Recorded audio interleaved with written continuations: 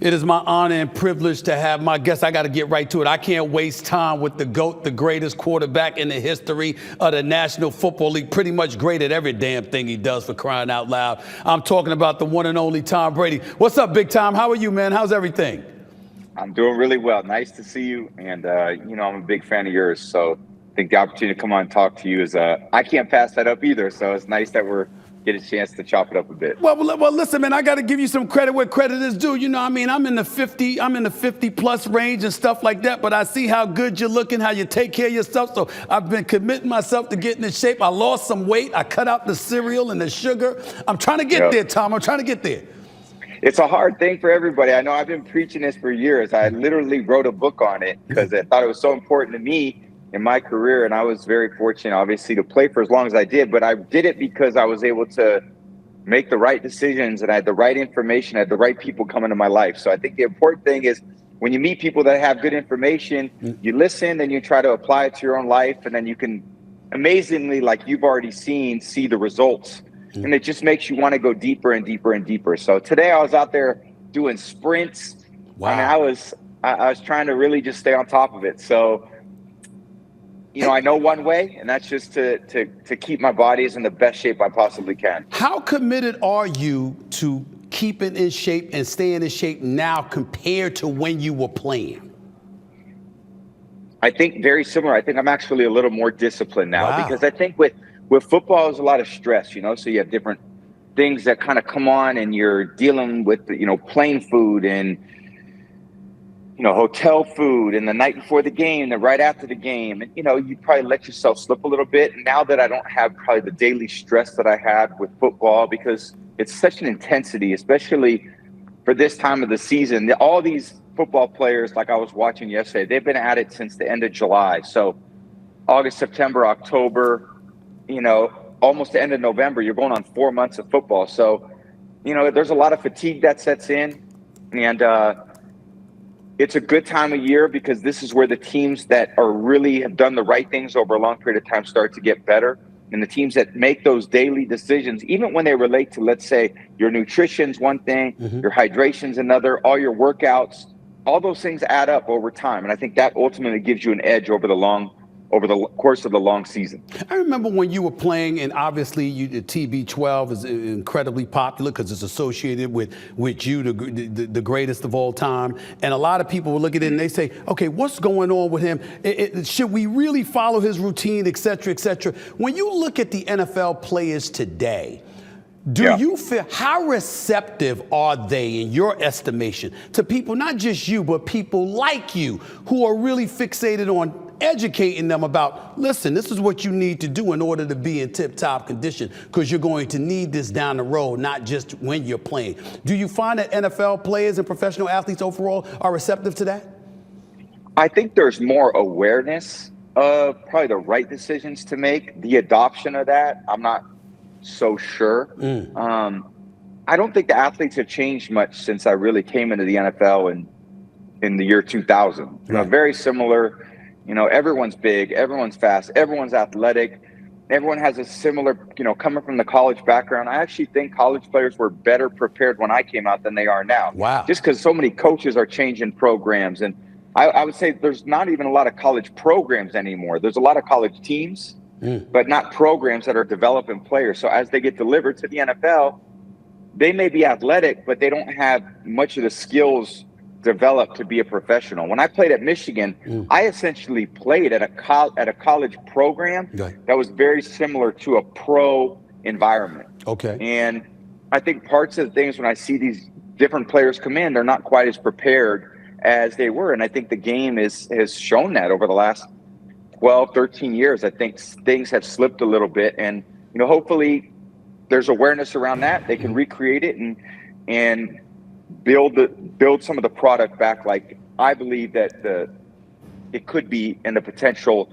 of it to really be and continue to grow like a lot of other areas in in our country. Let me transition to football because you brought up Michigan. You played at Michigan, obviously. We know that. We know your affiliation with them. Your thoughts, I don't expect you to get too specific with all of this. None of us can. We weren't there. We don't know. But your thoughts about what transpired with Michigan and the whole Jim Harbaugh suspension and all of that stuff. What were your thoughts about that, watching that stuff unfold over the last few weeks? I think it's been a lot of things that's come up over the course of the season, and Michigan's one particular team now. A lot of the regulatory bodies are come in and they want to, because they have jobs, they want to impose their jurisdiction, so to speak. And again, I don't know necessarily what happened. Right. The details, those really never came out that much. Certainly didn't hear much, but Coach Harbaugh, I guess, accepted whatever he accepted. And, he's got to sit out this week, but teams rallied. Mm-hmm. And, it's really about the guys on the field. They got to go out and do their job, which is, try to beat a great Ohio State team. So now, as old as time. I'm going to challenge you to be objective here. You got Michigan winning the national title? I mean, is it Michigan? Yes. Absolutely, yes. Why? Because of that defense? Well, that defense is pretty unbelievable, and there's a quarterback that knows how to take care of the ball and is playing really well, plays big in big moments. And, it's tough to make it all the way to the end now. Like in college, we got to win a lot of games here at the end and against really good teams. This is why people really enjoy it. I love seeing college football when they get to these playoff situations too. Some of the college football where I see a big time college program play a directional Tennessee school, it doesn't have the same luster as when you see some of these big programs play each other and compete. So I like seeing these guys compete when they're at big programs. They face off, the Georgias, the Alabamas, the Michigans, Ohio States. There's Oregon's had a hell of a season this year. So I love seeing this all come together here at the end. I think there's probably a lot of games for these guys. I'm sure they're really worn out as college athletes, but it does provide for great television. I'm going to tell you what I love seeing. I love seeing when you were playing around and you were on, I don't know whether it was a podcast or whatever, you were playing around with Shedeur Sanders and primetime Deion Sanders, and you alluded to, get his ass in the film room. You was joking around and you were laughing about that. But I took it as you being halfway serious, like reminding these college athletes, whether you're a star, whether you're an average player that has an opportunity to elevate yourself to stardom, there's a price that you have to be willing to pay in order to achieve that. And there was something that I saw in you where that motivational speaker, that person that was inspiring young minds came into play, and you were letting them know, listen, it all is glittering now, but all that glitters ain't gold. You're going to have to put in that work and keep on your grind and keep elevating. How important has that been for you, and how often do you do that, where you're talking to college athletes and giving them that kind of counsel and that kind of advice at this point in time in your life? I think one thing that's been really fun for me the last 12 months has been my ability to use my voice to educate other people on some of the things that I've learned through a long career professionally, but also through college, high school. Ultimately, I was very fortunate to maximize the potential and the opportunities that were in front of me. And there's nothing more than I would love to see than other people do the exact same thing. So Shedeur was one example. I talked to guys about what sustainable values and traits are in people, discipline, determination, your work ethic, your attitude, all those things you can bring with you every single day. I think the challenge, with what we're dealing with young people today is they all have the ability to self-promote and get gratification from their own self-promotion. When we were young, for me to be on the cover of Sports Illustrated, like my idol, Michael Jordan, was a big deal.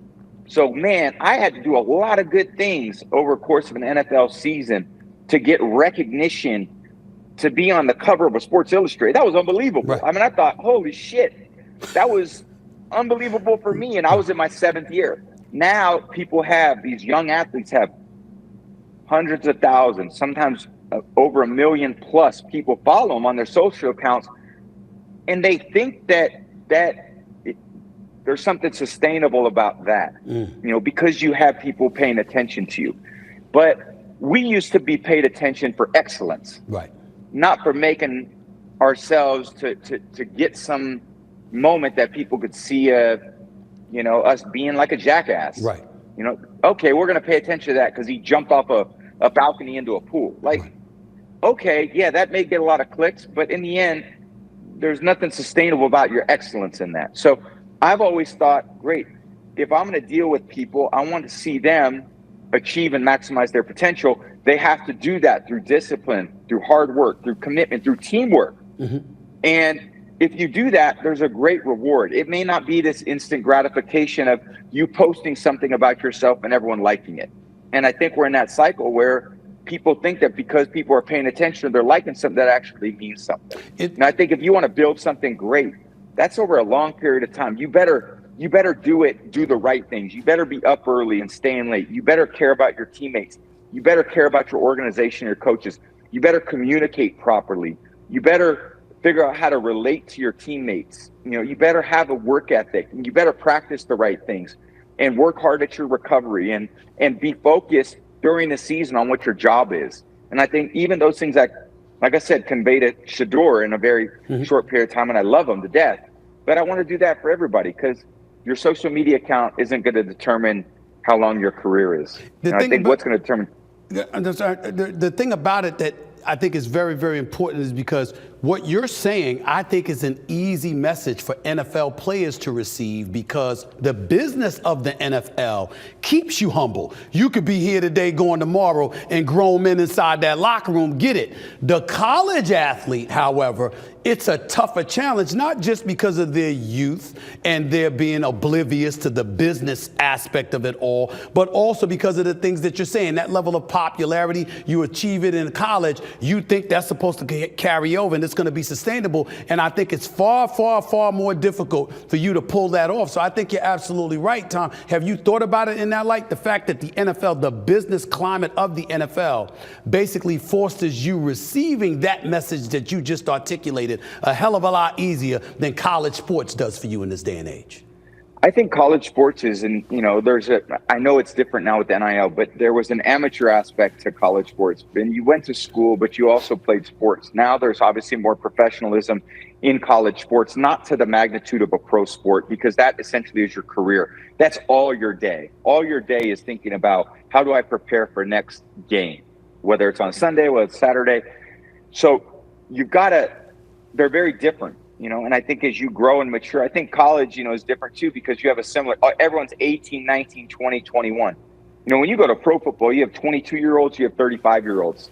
You have, if you're a young player, you need to close the gap on a lot of those older players who maybe had 10 years more experience than you. And if you're an older player, you got to keep your body in shape to keep up with the younger skill sets and let's say a 22 or 23-year-old. Right. So I think that's the real challenge, as an older player, is how do you stay physically in a great place? I think as a younger player, the challenge is, how do I learn as much as I can about this sport and to be a professional so I can have a career where they pay my second contract, they pay my third contract. Those are all challenging things.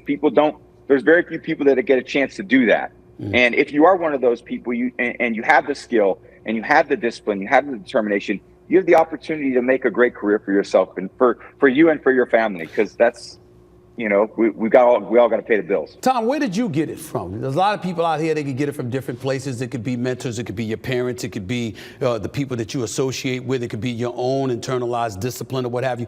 When you look at what you've accomplished, and then you look at the career, the path that you have built for yourself, post-football career, what do you attribute that most to?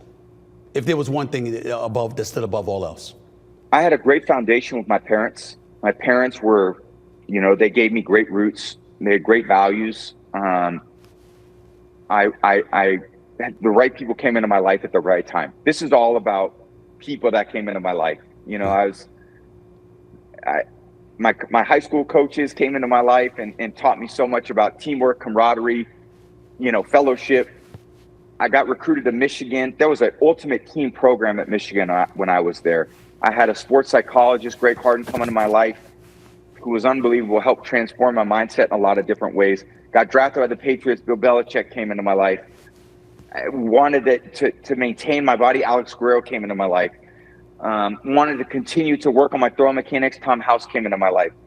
My children came into my life. My parents continued to support me. So a lot of people that wanted to see me, really maximize my potential too. That's a lot of people that help cultivate that. This is nothing in life's achieved as an individual. You need a lot of amazing people around you, and it is your team. It's the team that supports you off the field, and then ultimately it's your teammates on the field. And I'm very fortunate to have so many amazing people in my life that surrounded me and empowered me and brought me up when I lost a little confidence, and then took me back down when I maybe got a little overconfident. So all those things were really important. When did you lose confidence, Tom Brady? When did that happen? When did that happen? I think there's times where I walked into the locker room and I thought after a day of practice in Foxborough, and I thought, man, I'm the worst quarterback in the NFL. How could they even think of playing me on game day? Right. And because you go out there some days and it's just, not your best day. And I think those players that put a lot of pressure on themselves in practice to perform, those are the ones when you get to the game that perform really well. So many guys want to take it easy in practice. Oh, let me just make the week. I was someone, I really wanted to push us in practice. I wanted to see what we were made of. And if we were going to perform at a high level and we were going to be there when it really mattered at the end of the game, I wanted to see us do it in practice. And if we did in practice, I had a lot of belief that when we were out there on Sunday, I'd go in the huddle, fellas, we've done this before. We know exactly what to do. Come on. We got a minute and a half. This is right where we wanted to be. So a lot of it was let's push ourselves as much as we can. Ultimately you play how you practice, and you better go out there and practice well. And certainly in a team environment, you've got to get all the other guys to practice well too. And when was Tom Brady overconfident or cocky? We see you always come across as humble. You always say the right things. You and Derek Jeter are the two most perfect dudes. I told Derek Jeter this a few weeks ago. I said, I can't find a bad quote from Derek Jeter. I can't find one. When were you overconfident? When did that happen? I think football humbles us all a little bit. I think football is a humbling sport. But you're right. I love Derek Jeter too, and he was one of the guys that I always looked up to because I felt like he always did it the right way. He had a great organization behind him, following the footsteps of so many amazing athletes, and he goes in there and he makes his own mark in his own way. He does everything the right way on and off the playing field, and I admire him so much for everything that he accomplished. But you're right. Those are the people that I hope the young athletes can look at, athletes like that who did it the right way, who just never cheated himself, never cheated the game, gave everything he had. His teammates all loved him. And, in the end, that all gives back to you in the end because you have all those memories. You have all those relationships. And, you're going to look back on your life and be pretty proud of what you accomplished. Listen, man, before I get into, because I want to get into your podcast, I really want to let everybody know about what you and Jim Gray, Larry Fitzgerald are doing. Let's Go, your podcast. But I got to ask you about this transition into football. What has it been like for you watching this year's version of the New England Patriots, your former team, struggle the way that it has struggled? 2-8 on the season, Mac Jones being screamed at by, Bill O'Brien. I've seen you argue with Bill O'Brien before, so that's nothing new, but I've never seen that. It was just a bad look for Mac Jones, make no mistake about it. What has that been like for you watching the New England Patriots this year and the way they've struggled? I think it's hard to see a team struggle that you care about so many of the people involved. I would say this, football is a hard sport. And I think it speaks to when the teams do put it all together and they do a lot of things the right way. And you see this sustained success like the Niners did in the 90s, like we were able to do, like the Cowboys were in the 70s and the 90s too. The Buffalo Bills, even though they lost, when you do things the right way, you're rewarded for it. And when things aren't necessarily the right way, it's hard to win. And they have a lot of pieces in New England that do things the right way, but the margin of error is super slim. Right. One pass, one catch, one interception, one tackle. Winning football games in the NFL is hard. And I think there's a lot of mediocrity in today's NFL. Yeah. I don't see the excellence that I saw in the past. Why not? Why not? Why do you think that is? I think the coaching isn't as good as it was. I don't think the development of young players is as good as it was. I don't think the schemes are as good as they were. I think the rules have allowed a lot of bad habits to get into the actual performance of the game. Mm-hmm. So I just think the product, in my opinion, is less than what it's been. I think guys are competitive. Guys play hard. I look at a lot of players like Ray Lewis and Rodney Harrison and Ronnie Lott and guys that impacted the game in a certain way. And every hit they would have made would have been a penalty. And I your coaches complaining about their own player being tackled and not necessarily, why don't they talk to their player about how to protect himself, how to get rid of the ball, how to throw it, how to run out of bounds, how to get down, how to lower your pad level. We used to work on the fundamentals of those things all the time. Now they're trying to be regulated all the time.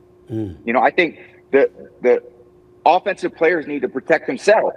It's not up to the defensive player to protect the offensive player. A defensive player needs to protect himself. You shouldn't ask the offensive player to protect him. And I think a lot of the way that the rules have come into play have allowed this. You can essentially play carefree, and then if anyone hits you hard, there's a penalty. And it's very different than how I played. I didn't throw the ball to certain areas because I was afraid players were going to get knocked out. That's the reality. Wow. I didn't throw it to the middle when I played Ray Lewis because you knock him out of the game, and I couldn't afford to lose a good player. So guys like that, the only way to beat skill was physicality. And that was a physical sport. You don't get into a boxing match and say, I want to beat you, but I don't really want to hit you that hard. It's up to you. Now the refs there to make sure nothing is done unfairly or, hit below the belt. There's a few rules. Right. I believe that if players have an opportunity to protect themselves, they need to protect themselves. Am I off kilter when I said this? Because I've said this publicly. I certainly would never advocate that Bill Belichick be gone. He's the greatest coach, arguably the greatest coach to have ever lived, and there is no debating that. What I have said, however, is that just like you thought it was time for you to move on, it may come a point where Bill Belichick thinks it's time for him to move on to something new and for New England to start anew because the era of Tom Brady and Bill Belichick has passed. Am I off kilter, or are any of us off kilter in your mind when we say something like that? I think he's an incredible coach. He's the best coach, in my belief, in the history of the game. So, I don't know. The thought of him not being in New England is hard for me to think about. Wow. So I think he prepares the team really well. And ultimately, you got to have a lot of people around you to succeed. You got to have a lot of things in place for the organization to be successful.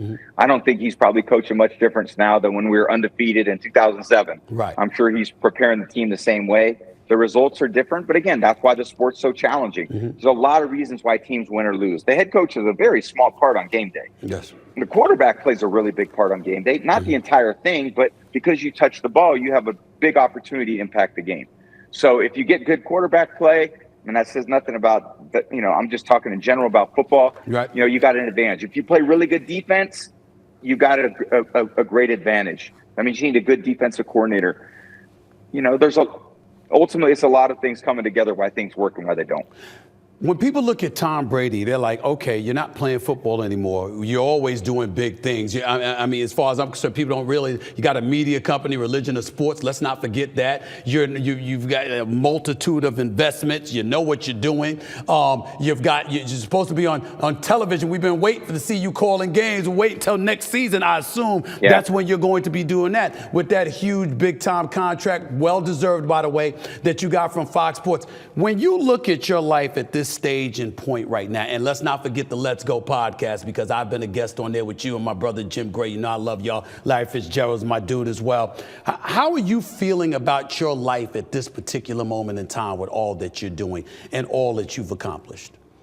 I'm very blessed. I look at the opportunities that I've had in my career, and now in the second part of my career, and I just love being around the different people. Certainly, I love being a good teammate, and I've surrounded myself over the years with great people who advise me the right way, brought me into the right areas for growth, things that I couldn't have had happen had I not met these particular people. So I love health and wellness and longevity. I love sports, and that's what I want to be involved in for the rest of my life. So I love preparing for this new opportunity at Fox and broadcasting, talk to some amazing people who have given me great information. And now it's about, taking the time to really, prepare and get out there and give people what they want, which is, to add a little my perspective to the game every single week. So I was right when I just speculated and I said to people, look, man, he's taking that year off because he's doing what Tom Brady does, preparing himself for that new role, being in the booth every weekend and calling these games. He didn't just want to run from one job to another. He's spending this year preparing for that. I was right in saying that. Absolutely. I think there's a big part of me that, look, football, transition out of one sport, and I needed time to take a breather. I've been on that hamster wheel for a long time, and just to recalibrate a lot of different things that I've had going on personally and professionally. So my relationship with my kids is super important to me. Make sure I'm there for them. They've been there for so many of my events and moments, and I want to be there for them too, and to really organize and build things the right way so that this next chapter of my life can be equally successful. Anything you do is a priority. So being in the booth, calling NFL games, doing color for NFL games is going to be a big time priority for you, and I get that. But is there something else that stands out in your mind? I imagine everything that you do, you're going to go full throttle with your business ventures and what have you, the media company that you're building, the podcast that you have. But when you talk about being a voice and providing a voice to really, really help uplift and inspire, how much does that podcast play a role in all of that? Huge. I think the ability to have a voice and communicate in a different way to people, to inspire them and help them aspire to be the best that they can be. They don't have to be Tom Brady. They just have to be the Tom Brady of their life. They have to be the Stephen A of their life. They have to get the most out of themselves. But that's daily choices. And I think we have to understand that because we make a daily choice, it doesn't always happen in the moment. That immediate gratification may take a little time. And the more good we do and the better decisions we make, the better opportunities we have. And I think the better opportunities I've had just based on trying to make the right decisions and treating people the right way.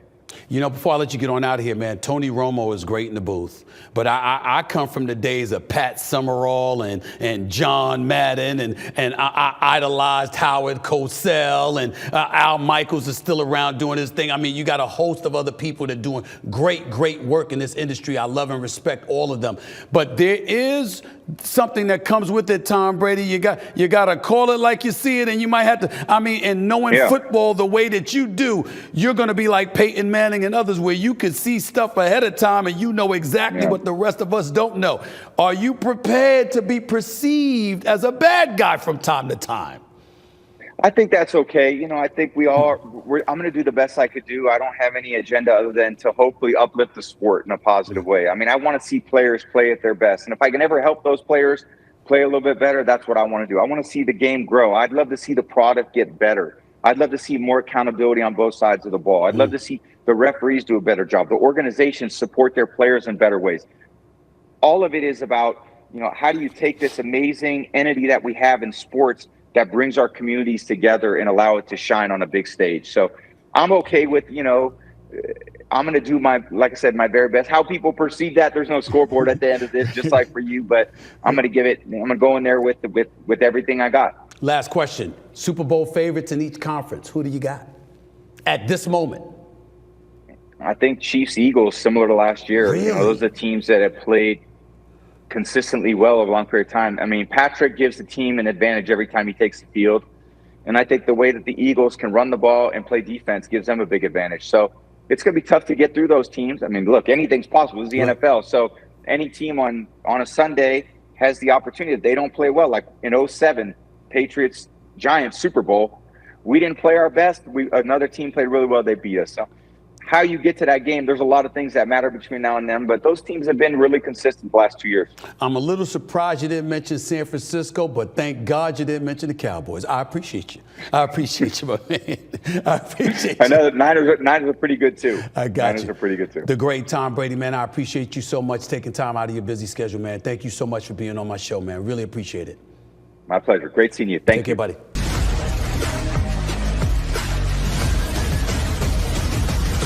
Welcome back to the Stephen A. Smith Show right here over the digital airwaves of YouTube. Just want to take a moment to give my sincere gratitude and thanks to the great one himself, Tom Brady, the 7-time Super Bowl champion. Tom Brady blessing us with his time and his presence. Going to be on Fox Sports calling football games next season. You heard about the multitude of business ventures he's involved in. The man is just a phenomenal success story and a role model for so many people out there. So really, really appreciate him coming on to the show.